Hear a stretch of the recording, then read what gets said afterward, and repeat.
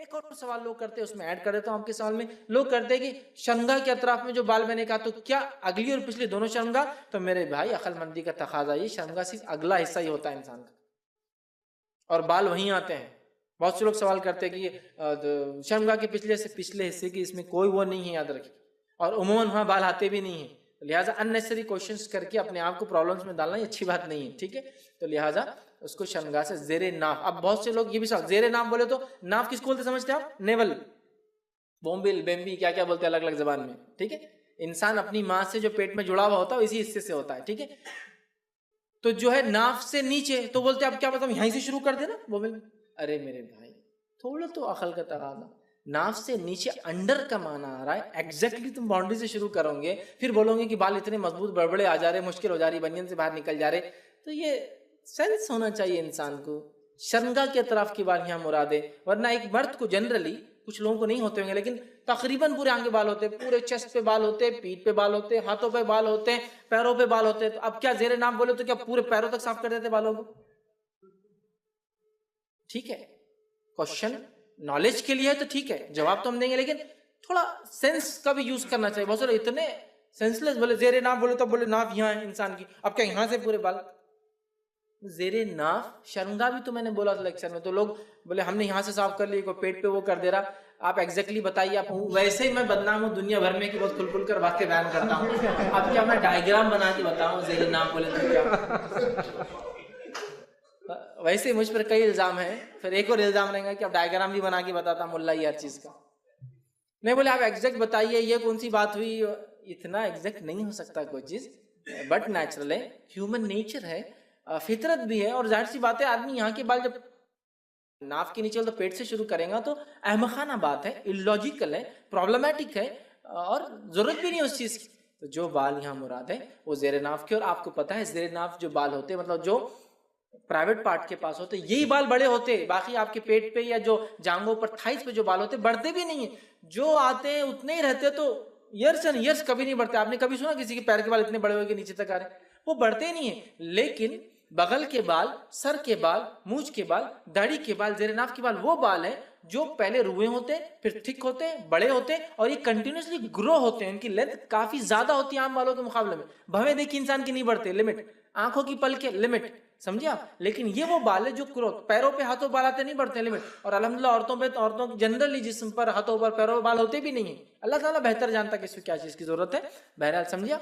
تو لہٰذا زیر ناف سے مراد پرائیویٹ پارٹ، ٹھیک ہے. بلو نیول اس کو بولا جاتا ہے وہ لفظ ادا کرنے کے لیے تاکہ ایگزیکٹلی چیزوں کو ڈیفائن نہ کرنا پڑے. لیکن ہاں ہو سکتا ہے کسی کو نالج نہ ہو، بات سمجھ میں نہ آئے، کوئی ٹیچ کرنے والا نہ ہو. اور میں جانتا ہوں کہ ایسا بہت ساری بار ہوتا ہے، بچوں بولتے طہارت لو لیکن ان کو پتہ نہیں ہوتا طہارت ایگزیکٹلی بولتے کیا ہے. کئی عمر تک وہ بولتے طہارت تو ہے، بولتے ہاں لیتے لیکن خود معلوم طہارت کیا رہتا. کہ کسی سے پوچھ لیتے کبھی ہمت کر کے کہ طہارت کس کو بولتے، تو پھر بولنا تھا پیشاب کرنے کے بعد شرمگاہ پہ پانی ڈالنا اس کو بولتے. ارے میرے کو تو معلوم ہی نہیں اس کو بولتے. سمجھے نا، مطلب اس کو ایکسپلین نہیں کیا جاتا بچوں کو. تو بہرحال تو زیر ناف سے مراد وہ بال جو ہے پرائیویٹ پارٹ کے اطراف میں ہوتے، ان بالوں کو بھی 40 ڈیز کے اندر صاف کرنا چاہیے. اور مرد اور عورتیں دونوں بھی ریزر اور بلیڈ کا استعمال کر سکتے ہیں. اور کریمز کے تعلق سے میں کہوں گا اوائڈ کیجیے، اس لیے کہ اس کے سائیڈ ایفیکٹس بہت زیادہ اس کے ایفیکٹ کے. ٹھیک ہے. تو ناخن کا کاٹنا. چوتھی چیز بغل کے بال اکھاڑنا. ٹھیک ہے، بغل کے بالوں کا اکھاڑنا. یہ حدیث پہ الفاظ پہ غور کیجیے. بغل کے بال تراشنا، کاٹنے کے الفاظ نہیں حدیث میں. جہاں بھی آیا ہے اکھاڑنے کی آیا ہے. اکھاڑنے سے کیا مراد؟ اس سے مراد یہ ہے کہ جب انسان کو جب وہ بالغ ہوتا ہے، اور عموماً مونچھ کے بال، داڑھی کے بال، زیر ناف کے بال اور بغل کے بال، یہ وہ بال ہیں جو بالغ ہونے کے بعد ہی آتے ہیں. ٹھیک، ایک قسم کے باڈی کے اندر ہارمونز جنریٹ ہوتے ہیں جو کہ ایک ایج کے بعد ہوتے ہیں، اور اس کے بعد بہت ساری ہارمونل ایکٹیویٹیز کی وجہ سے اس کو داڑھی کے بال بھی نکلتے ہیں. اس کی اگر مرد ہو تو اس کی آواز بھی تھوڑی سی رف ہو جاتی ہے لڑکا ہو تو، اور اسی طرح مونچھ کے بال بھی آنا شروع ہوتے ہیں، داڑھی آتی ہے، زیر ناف بال آتے ہیں، اور بغل کے بال آنا شروع ہوتے ہیں. تو اکھاڑنا مطلب یہ کہ جب پہلی بار بال آتے ہیں تو انسان اس کو تراشے نہیں، اس کو پکڑ کر پلک کرے، کھینچے اس کو. اب کتنی تکلیف ہوں گی، نہیں ہوتی ہے. جو کرتے ہیں ان کو پتہ ہے نہیں ہوتی ہے. اس لیے کہ حدیث میں الفاظ ہے نکالنا، اور رسول اللہ اپنے بغل کے بالوں کو کھینچ کر نکالتے ہیں. ٹھیک، کھینچ کر نکالنا ہے. اب جس نے ایسا نہیں کیا، اللہ کے لیے آپ کوشش مت کیجیے کہ تو اب آپ کریں گے تو سویلنگس آ جائیں گے اور بیمار ہو جائیں گے آپ. ٹھیک ہے، اس لیے کہ اب جو ہے بال مضبوط آ جاتے ہیں، لیکن جس آدمی کو عادت ہوتی ہے اکھاڑنے کی تو اس کے لیے کوئی پرابلم نہیں ہوتا ہے. جیسے کہ بہت سے لوگ ہیں جن کو پلکوں کا پرابلم ہوتا ہے بچپن سے، ان کی پلکیں ایسی آتی ہے کہ وہ اندر کی طرف جانا شروع ہو جاتی ہے، تو ان پلکوں کو پلک کر لیا جاتا ہے، نکال لیا جاتا ہے. تو چونکہ بچپن سے نکالتے ہیں تو ان کے لیے پلکیں نکالنا کوئی بات نہیں ہوتا. جب بھی تھوڑے دن پلکیں بڑھ جاتی ہے، ہفتہ 2 ہفتہ وہ کسی کو بولتے ہیں بچے کو گھر کے آؤ بیٹا نکالو، اور اس کو کھینچ کے خالی ہاتھوں سے نکال لیتے، کوئی تکلیف نہیں ہوتی، اس لیے کہ ان کی پلکوں کو عادت ہے شروع سے کھینچ کے نکالے جانے کی. تو لہٰذا کوشش کرے، نوجوان بچے ہیں جو بالغ نہیں ہوئے ان کو تعلیم دے کہ جب بغل کے بال آئے بیٹا تو اس کو اکھاڑنا ہے، پلک کرنا ہے، کھینچ کے نکالنا ہے، صاف نہیں کرنا ہے. ٹھیک ہے، چاہے تو آپ صاف بھی کر سکتے ہیں اس طرح سے، لیکن سنت تو یہ ہے کہ کھینچا جائے، اکھاڑ کر نکالا جائے. تراشنے میں بھی سنت پہ عمل ہوگا، مطلب صاف کرنے اس طرح سے، لیکن اکھاڑنا یہ زیادہ بہتر ہے. یاد رکھیے یہ زیادہ بہتر ہے. ٹھیک ہے، تو اکھاڑا جائے، اس کو اکھاڑنا ہے. ٹھیک ہے، لیکن اکھاڑنے سے مراد یہ نہیں کہ آپ لوگوں کے سامنے مجلس میں بیٹھے عادت ہے آپ کو اکھاڑیں. اکھاڑنے سے مراد آپ جب ایک ٹائم ہو اس کا فکس پیریڈ، اس کی بھی لمٹ کیا ہے، میکسیمم 40 days، 40 دن کے اندر یہ کام کرنا ہے. مونچھوں کی 40 دن، بغل کے بال کی 40 دن، زیر ناف کی 40 دن، ناخن کی بھی 40 دن ہے. میکسیمم لمٹ بتا رہا ہوں. آپ مہینے واری کیجئے پھر، یا پھر آپ ویکلی کیجئے. نبی اکرم صلی اللہ علیہ وسلم مونچھ اور ناخن خاص طور سے ویکلی نکالا کرتے تھے. ٹھیک ہے، لیکن میکسیمم لمٹ زیر ناف بالوں کی، بغل کی بھی کیا ہے، 40 دن کے اندر ان کو آپ کو صاف کرنا ہے. ٹھیک، تو یہ بڑی اہم چیز ہے. بہت سے لوگ ہوتے ہیں یار ارے بغل کے بال دیکھو تمہارے کتنے بڑے ہو گئے، یار یاد نہیں رہ رہے. اور آدمی اگر وہ ہوتا ہے نا چھوٹی بنین جو ہوتی ہے، فل نہیں ہوتی، سینڈو بنین میں آ جائے تو کچھ لوگ خالی اس کو دیکھتے رہتے، ہاتھوں میں سے کیا نکل رہا اس کی، بالوں کا گچھا. یہ کیا ہے؟ تو بولے مردانہ شان ہے. بولے میری کیا مردانہ شان ہے یہ؟ ٹھیک ہے، یہ تو سب غلاظت ہے. یہ شریعت کے اعتبار سے تو اس کو نکال کے پھینک دینے والی، اکھاڑنے والی چیز ہے. یہ بولتے ہیں نا اکھاڑ کے پھینک دوں گا تجھے، مطلب بالکل اتنی خراب چیز کی رکھو مت، اکھاڑو، اکھاڑنا اور تم لے کے گھوم رہے. بہت سے لوگ ابھی آپ دیکھیے سوئمنگ پولس پہ، ہیلتھ کلبس پہ آئے ہوئے اور اتنے اتنے بال جمع کیے ہوئے. بھائی یہ کیا ہے؟ تو مردانہ شان ہے. بولے ہمارے خاندان نے بال جمع کر کے رکھتے ہیں بغل کے. کچھ لوگ یاد نہیں رہتا ہے کاٹنے کی. سبحان اللہ، تم ایک غلاظت کو صاف کرنے کی یاد نہیں رہی. بولے تو پیشاب پاخانہ جاتے ہو تو وہ بھی صاف کرتے ہو، چھوڑ دیتے ہو، یا یاد نہیں رہتی بول کر. سمجھ میں نہیں آ رہا. اس لیے کہ سائنٹیفک ریسرچ یہ بتا رہی ہے کہ انسانی جسم میں جیسے سر میں جوئیں ہوتی ہے، جسم کے اور 2 حصے جہاں جوئیں ہوتی ہے انسان کو، سر کے علاوہ بھی، جو کہ آپ اگر میڈیکل بکس پڑھے تو پڑھاتے چلیں گا. ایک ہوتا ہے جو سر کی جو ہوتی ہے جوں، اور ایک ہوتا ہے پیوبک ریجن میں، زیر ناف بھی بال نہ کاٹے تو جوں ہوتی ہے، اور ایک جو ہوتی ہے جو بغل میں رہتی ہے. یہ بہت کم ہے. 2 تو بہت کامن ہے. آپ کوئی بھی میڈیکل کی بک اٹھائیے، اس کی قسمیں دیکھیے جوؤں کی کتنی ہیں، تو 2 تو کامنلی رہتی ہیں. بہت نقصانات ہیں ان کی. شریعت نے دیکھیے آپ کو پہلے ہی نقصانات سے دور کر دیا کہ بال صاف کر لو، سیدھا چکر میں جاؤ مت. یہ سب ہے نا، کئی بیماریوں سے تم یوں ہی بچ جاؤ گے. سر کی جوئیں نکال سکتے آپ صاف کر کے، باقی 200 کی نکال، لاجیکل بھی نہیں ہے. شریعت نے کہا ان کو رکھو ہی مت، سب سے اچھا. ٹھیک ہے، تو بال نکلوائیے، ورنہ بہت ساری بیماریوں کا آپ کا جسم وجہ بنے گا، اور کنٹینیوس آپ اسمیل کریں گے، آپ کے پاس بدبو آئیں گی.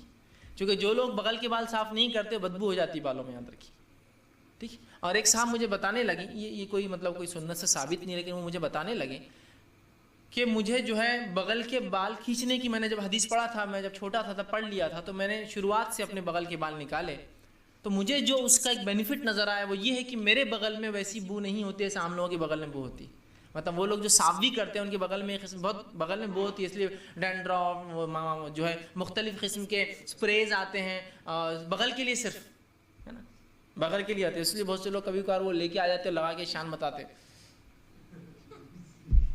میں وہ مارتا بیٹا، کبھی وہ نہیں آتی اپنے بغلوں میں. مطلب بغل ایسی جگہ جہاں بہت زیادہ آتی ہے نا. تو ان کا یہ کہنا تھا کہ چونکہ میں شروع سے سنت پہ عمل کر رہا ہوں، ایک فائدہ جو میں نے وہ محسوس کیا کہ عموماً لوگوں کے بغل میں جو بو آتی ہے وہ اس طرح سے جو صاف کرتے ہیں ان کے بھی، میری بغل میں بو نہیں آتی، اس لیے کہ میں شروع سے کھینچتا ہوں.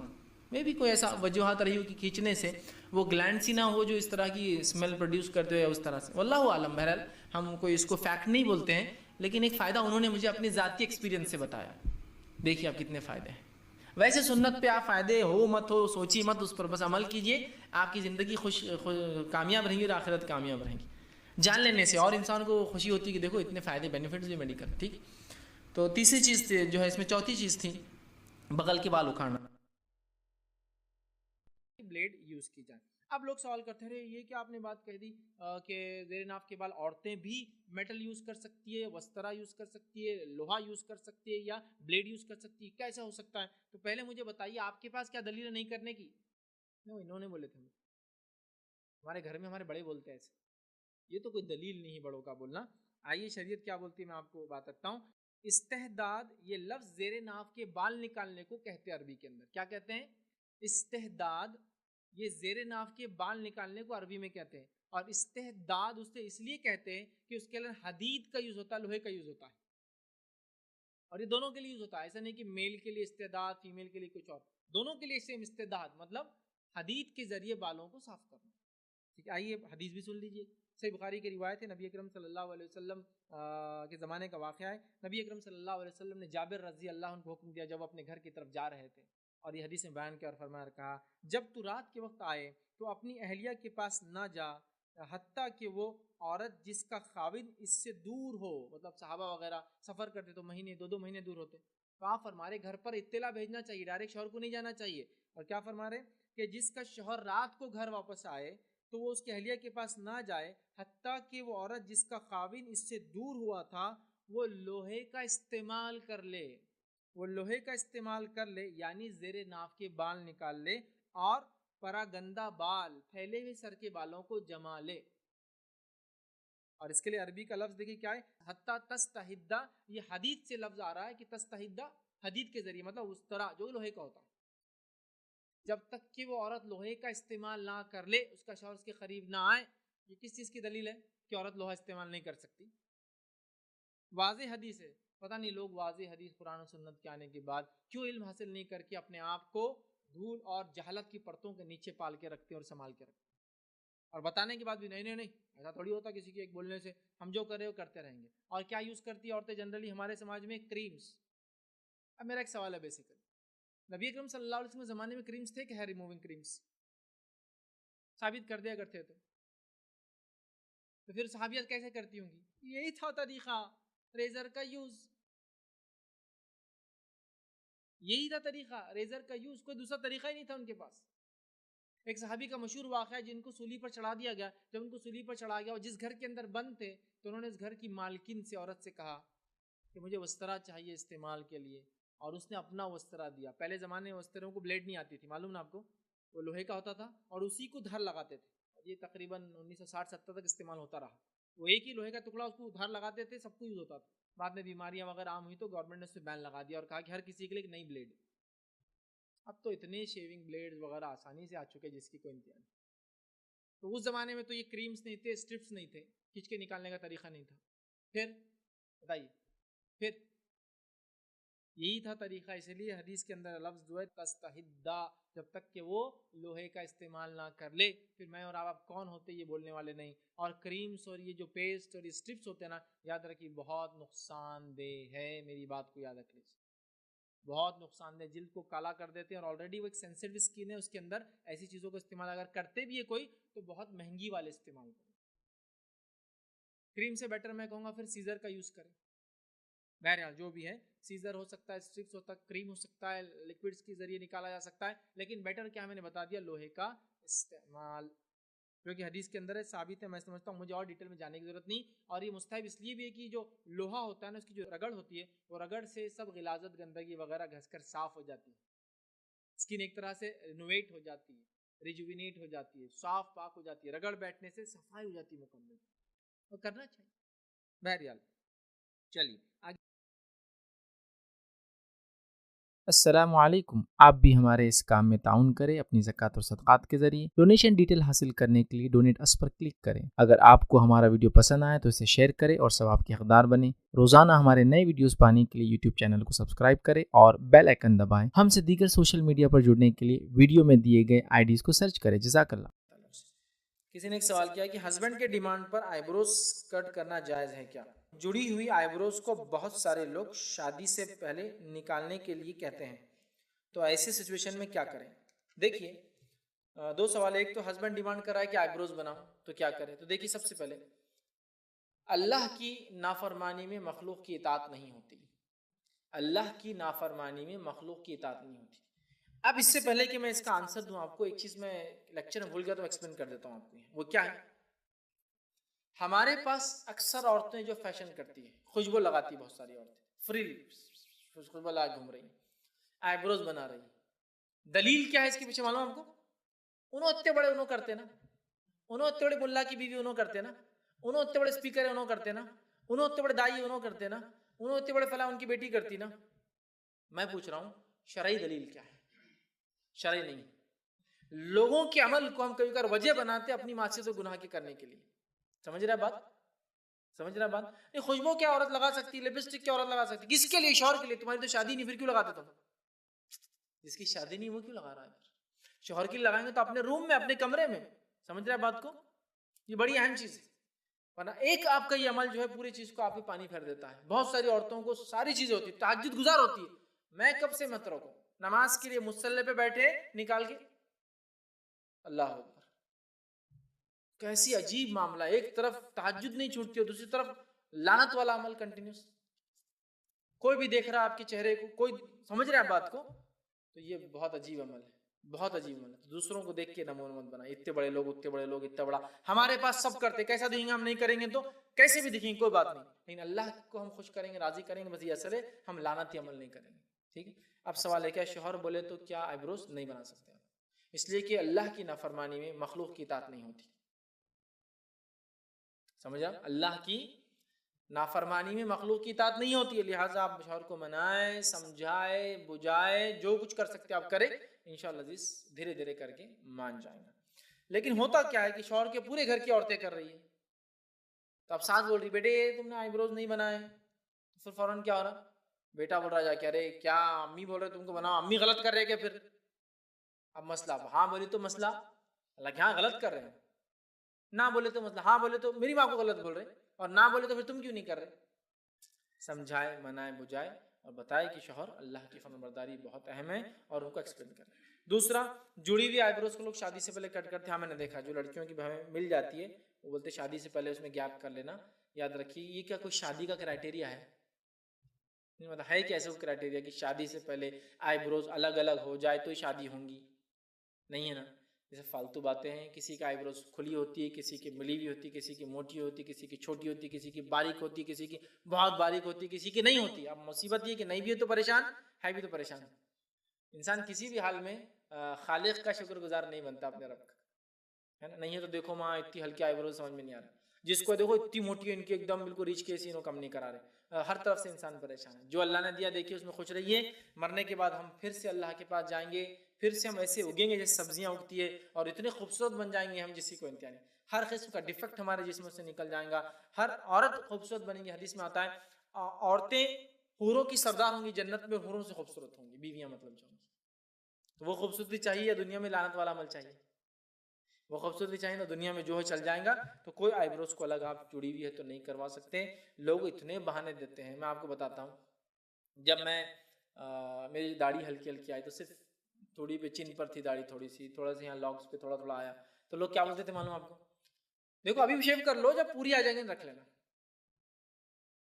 سمجھ رہے آپ؟ تو دیکھیں کیا شریعت میں ایسا ہے پوری آئی تو رکھو اور تھوڑی آئی تو شیو کرو؟ مسئلہ میرا یہ ہے سنت میں کیا ہے. ٹھیک ہے. ایک صاحب کو میں نے دیکھا، اللہ ان پر رحم کرے، داڑھی ہے ان کو بیچ میں اور یہ لاک، اور یہ لاک پورا نہیں، نیچرلی نہیں رکھا ہوا، لیکن اور یہ اتنا بڑا، یہ اتنا بڑا یہاں نہیں. کیسا آدمی دکھتا ہوں گا؟ تو نے کہا اللہ کے اس کی سنت ہے چھوڑ دو. چھوڑ دیا، ابھی آتی نہیں تو میں کیا کروں؟ چھوڑ دیا نا. ان کو کوئی پرواہ نہیں کہ ایک طرف ان کو کچھ ہے ہی نہیں، بالکل پلین ادھر ہے اور ادھر ہے، چھوڑ دیا. کیوں؟ نبی کی اطاعت. روز قیامت ظاہر سی بات ان کو اس کا اجر دیں گا اللہ کی. پوری دنیا میں لوگ کیسے اور نظر سے دیکھیں گے ایک آدمی کو لاک ہی نہیں ہے پورا، ادھر پورا ہے ادھر داڑھی ہے. کیسے دیکھتے ہوں گے لوگ کیا کر دیا، غلطی سے وسطرہ تو نہیں پڑ گیا کیا؟ ویسے گھوم رہے ہیں. سنت بھائی یہی ہے، میں کچھ نہیں کر سکتا. چھوڑ دیا میں نے، اب نہیں آئی مجھے الگ بات ہے، یہ حصہ نہیں آ رہا، چھوڑ دیا میں. روز قیامت اللہ کیا ان کو بدلہ نہیں دے گا اس کا؟ جب ساری دنیا ان کو ہر اس پہ ٹوکری کہ بھائی پوری آئی تو رکھ لو، ایک لاک کم کر دو. نہیں کر رہے ہم. سمجھے آپ بات کو؟